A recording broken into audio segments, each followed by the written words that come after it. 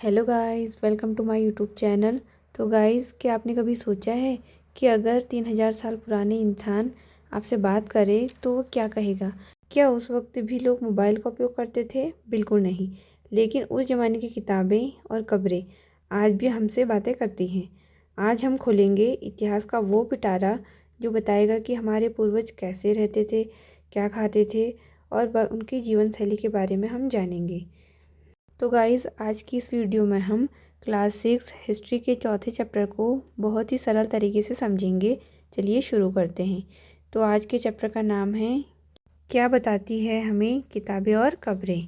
सबसे पहले बात करते हैं दुनिया की सबसे पुरानी लाइब्रेरी की, जो है वेद्स। दुनिया में कई प्राचीनतम ग्रंथ हैं, जिनमें से एक है वेद। शायद आपने वेदों के बारे में सुना होगा। वेदों की संख्या 4 है, जिसमें सबसे पुराना वेद जो है ऋग्वेद है। इसकी रचना लगभग 3500 साल पहले हुई थी। दूसरा वेद है यजुर्वेद। इस वेद में यज्ञों के नियमों का वर्णन किया गया है। और तीसरा वेद है सामवेद। इस वेद में संगीत का वर्णन किया गया है। और चौथा और आखिरी वेद है अथर्ववेद। इस वेद में जड़ी बूटियाँ और तंत्र मंत्र का वर्णन किया गया है। अब हम जानेंगे ऋग्वेद की विशेषताएं, जिसमें पहला है ऋग्वेद में 1000 से ज़्यादा प्रार्थनाएं हैं, जिसे सूक्त कहा जाता है। सूक्त का अर्थ है अच्छी तरह से बोला गया। ये सूक्त विभिन्न देवी देवताओं की स्तुति में रचे गए हैं। इनमें 3 देवता बहुत महत्वपूर्ण हैं, जिसमें पहले देवता है अग्निदेव, जो आग के देवता हैं। दूसरे देव हैं इंद्रदेव, जो युद्ध के देवता हैं। तीसरे देव हैं सोम। यह एक खास पौधा है जिससे एक विशेष पेय बनाया जाता था। अब बात करते हैं भाषा की। ऋग्वेद की भाषा प्राक संस्कृत या वैदिक संस्कृत है। यह आज स्कूलों में पढ़ी जाने वाली संस्कृत से काफ़ी अलग है। अब बात करते हैं इस वेद में ऋषियों की भूमिका की। इन सूक्तों की रचना ऋषियों ने की थी। आचार्य विद्यार्थियों को अक्षरों, शब्दों और वाक्यों में बांटकर सस्वर पाठ द्वारा याद करवाते थे। अधिकांश रचनाकार पुरुष थे, लेकिन कुछ की रचना महिलाओं ने भी की थी। अब बात करते हैं संस्कृत और अन्य भाषाओं की। संस्कृत भाषा भारोपीय भाषा परिवार का हिस्सा है। भारोपीय शब्द भारत और यूरोपीय शब्द के मेल से बना शब्द है। भारत की कई भाषाएं जैसे असमिया, गुजराती, हिंदी, कश्मीरी और सिंधी तथा एशियाई भाषाएं जैसे फारसी और यूरोप की भाषाएं जैसे अंग्रेजी, फ्रांसीसी, जर्मन, यूनानी, इतालवी और स्पेनिश इसी परिवार से जुड़ी हैं। इन्हें एक परिवार इसलिए कहा जाता है क्योंकि इनके कई शब्द एक जैसे हैं, जैसे संस्कृत में मातृ, हिंदी में माँ और अंग्रेजी में मदर कहते हैं। नेक्स्ट पॉइंट है ऋग्वेद में सामाजिक वर्गीकरण। ऋग्वेद में लोगों का वर्गीकरण उनके काम, भाषा, परिवार या समुदाय के आधार पर किया जाता था। समाज में मुख्य रूप से 2 समूह थे, जिसमें पहला है पुरोहित, जिसे ब्राह्मण भी कहते हैं, जो यज्ञ और अनुष्ठान का कार्य करते थे। दूसरा है राजा। ये राजा आज के राजाओं जैसे नहीं थे। न तो इनके पास महल थे, न सेना, और न ही ये कर वसूलते थे। राजा की मृत्यु के बाद उसका बेटा अपने आप शासक नहीं बनता था। जनता या समुदाय के लिए 2 शब्दों का प्रयोग होता था, जिसमें पहला है जन, जिसका प्रयोग आज भी हिंदी में होता है। दूसरा है विश। वैश्य शब्द इसी से निकला है। ऋग्वेद में पुरुजन या विश, भरतजन या विश जैसे कई उल्लेख मिलते हैं। अब जानते हैं आर्य और दस्यु के बारे में। जिन लोगों ने इन प्रार्थनाओं की रचना की वे खुद को आर्य कहते थे और अपने विरोधियों को दास या दस्यु कहते थे। दस्यु वे लोग थे जो यज्ञ नहीं करते थे और शायद दूसरी भाषा बोलते थे। बाद में दास शब्द का अर्थ गुलाम हो गया। अब बात करते हैं मवेशी, घोड़े और रथ की। ऋग्वेद में मवेशियों, बच्चों और घोड़ों की प्राप्ति के लिए अनेक प्रार्थनाएं हैं। अगला पॉइंट है युद्ध। घोड़ों का उपयोग रथ खींचने के लिए किया जाता था। युद्ध मुख्य रूप से जमीन, पानी के स्रोतों और मवेशियों को जीतने के लिए लड़े जाते थे। कुछ युद्ध लोगों को बंदी बनाने के लिए भी होते थे। नेक्स्ट पॉइंट है धन का बंटवारा। युद्ध में जीते गए धन का एक भाग सरदार रखते थे।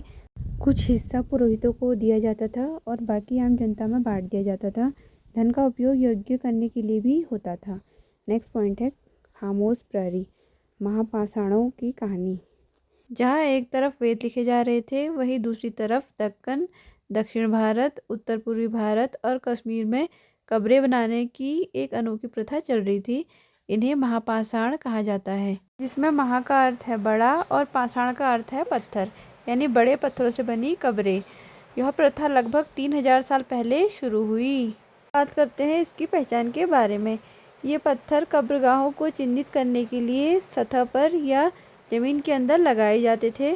कभी कभी घेरे के रूप में पत्थर मिलते हैं, तो कभी एक अकेला खड़ा पत्थर। कब्रों में क्या मिलता था? इन कब्रों में कुछ समानताएं थी। मृतकों को खास किस्म के मिट्टी के बर्तनों के साथ दफनाया जाता था, जिन्हें काले लाल मिट्टी के बर्तन कहा जाता है। इनके साथ लोहे के औजार, हथियार, घोड़ों के कंकाल और पत्थर व सोने के गहने भी मिले हैं। नेक्स्ट पॉइंट है सामाजिक असमानता का पता लगाना। पुरातत्वविदों का मानना है कि कंकाल के साथ मिली चीज़ें मरे हुए व्यक्ति की सामाजिक स्थिति को दर्शाती हैं। अब हम सामाजिक असमानता को ब्रह्मगिरी के उदाहरण के द्वारा समझने की कोशिश करते हैं। यहाँ एक कब्र में 33 सोने के मनके और शंख मिले हैं, जबकि दूसरी कब्र में सिर्फ मिट्टी के बर्तन मिले। इससे पता चलता है कि मरने वाले लोगों की स्थिति अलग अलग थी। कुछ अमीर थे तो कुछ गरीब, कुछ सरदार थे तो कुछ अनुयायी। नेक्स्ट पॉइंट है, क्या कुछ कब्रगाहें खास परिवारों के लिए थी? चलिए जानते हैं। कभी कभी एक ही महापाषाण में एक से अधिक कंकाल मिले हैं। यह दर्शाता है कि शायद एक ही परिवार के लोगों को एक ही स्थान पर अलग अलग समय पर दफनाया गया था। बाद में मरने वाले लोगों को पोर्ट होल के रास्ते कब्रों के अंदर लाया जाता था। अब जानते हैं इमाम गांव के बारे में, जहाँ पर कई कब्रें मिली हैं। इमाम गांव भीमा की सहायक नदी घोड़ के किनारे स्थित है। यहाँ 3600 से 2700 साल पहले लोग रहते थे। इन लोग के दफनाने का तरीका क्या था, इसके बारे में चर्चा करते हैं। यहाँ वयस्कों को सीधा लिटाकर दफनाया जाता था, जिनका सिर उत्तर की ओर होता था। कई बार उन्हें घर के अंदर ही दफनाया जाता था। इमाम गांव में एक अनोखी कब्र भी मिली है, जिसमें एक व्यक्ति को 5 कमरों वाले मकान के आंगन में 4 पैरों वाले मिट्टी के एक बड़े संदूक में दफनाया गया था। इस घर में एक अनाज का कोठार भी था। अब जानते हैं इमाम गांव के लोगों का भोजन कैसा था, वो क्या खाते थे। इमाम गांव के लोग गेहूँ, जौ, चावल, दाल, बाजरा, मटर और तिल उगाते थे। यहाँ कई जानवरों की हड्डियाँ भी मिली हैं, जिन पर काटने के निशान हैं, जिससे पता चलता है कि वे उन्हें खाते थे। नेक्स्ट पॉइंट है कंकालों का अध्ययन। कंकालों का अध्ययन क्यों ज़रूरी है, चलिए जानते हैं। कंकालों के अध्ययन से हम ये जान सकते हैं कि कौन सा कंकाल बच्चे का है और कौन सा वयस्क का। लेकिन स्त्री और पुरुष के बीच अंतर करना कठिन होता था। प्राचीन काल में कंकाल के साथ मिले गहनों से लिंग का अंदाज़ा लगाया जाता था, लेकिन पुरुष भी गहने पहनते थे। स्त्री और पुरुष के कंकाल में अंतर करने का एक बेहतर तरीका कूल्हे की हड्डी की जांच है, क्योंकि स्त्रियों का कूल्हा बच्चे को जन्म देने के लिए बड़ा होता है। लगभग 2000 साल पहले चरक नाम के प्रसिद्ध वैद्य हुए, जिन्होंने चरक संहिता लिखी। उन्होंने बताया कि मनुष्य के शरीर में 360 हड्डियाँ होती हैं। आज हम जानते हैं कि 206 होती है। शायद उन्होंने दांतों और जोड़ों को भी गिना था। तो दोस्तों, ये था हमारा चौथा अध्याय। यह अध्याय हमें सिखाता है कि इतिहास सिर्फ तारीखें नहीं हैं, बल्कि उन लोगों की कहानी है जो हमसे पहले इस धरती पर चले। अगर आपको ये हिस्ट्री मिस्ट्री पसंद आई हो तो वीडियो को लाइक करें। अब आपके लिए एक छोटा सा सवाल, क्या आप 3500 साल पहले रहना पसंद करते? कमेंट में ज़रूर बताएं। मिलते हैं नेक्स्ट वीडियो में।